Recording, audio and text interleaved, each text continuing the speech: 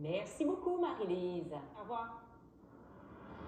All the muscle and nerves and tendons, it all kind of dies. And Dr. Tom Hackett saved my life. He saved my life from being amputated.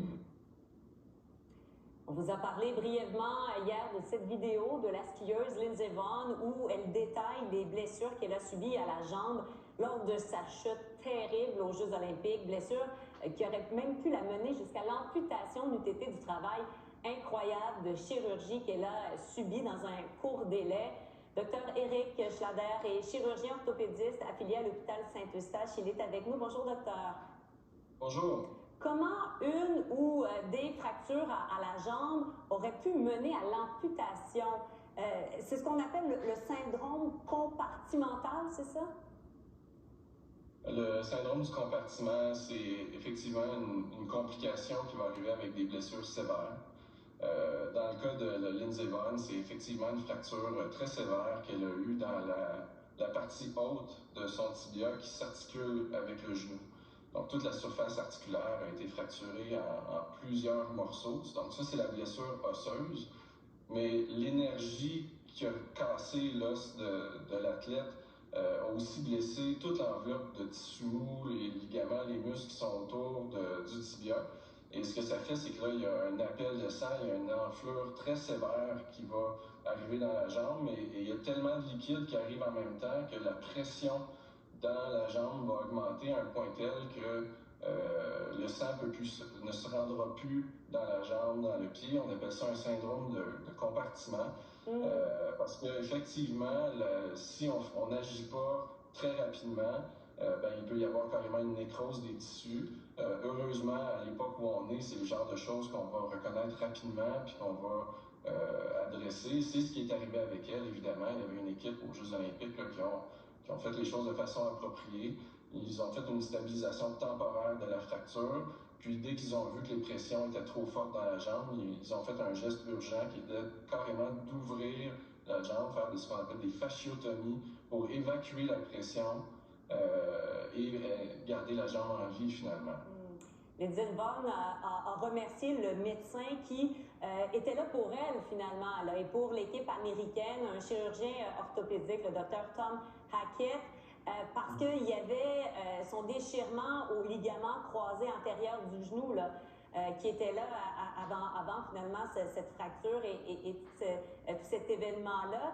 Est-ce qu'un autre chirurgien italien sur place aurait pu agir aussi vite ou le fait qu'il y avait ce médecin-là pour l'équipe, pour elle, qui était déjà dans le dossier, qui savait tout ce qu'il y avait à savoir, ça a pu changer la donne pour elle?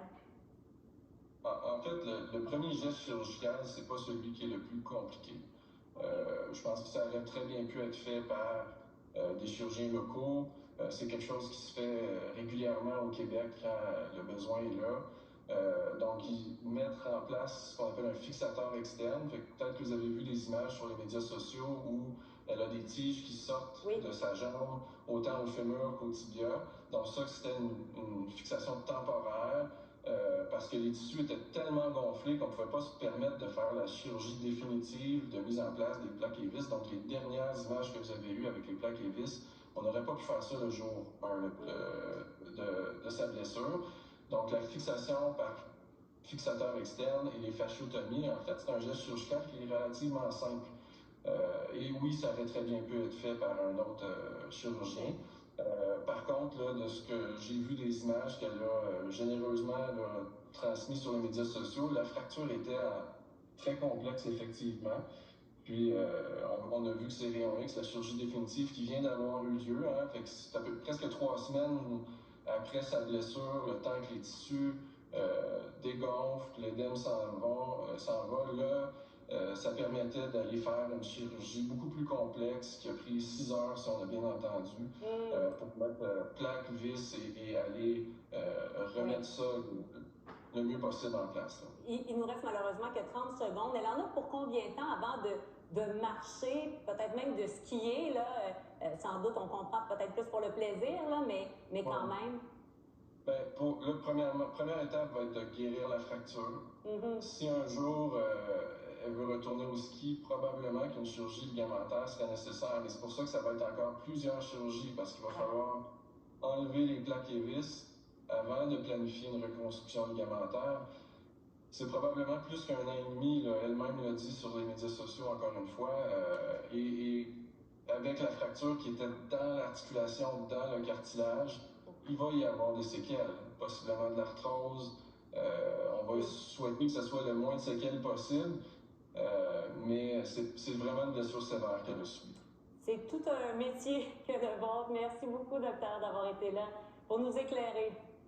Ça fait plaisir. Au revoir. Au retour, les tarifs de Donald Trump font beaucoup réagir. Yves Daou à l'économie est avec nous dans un instant.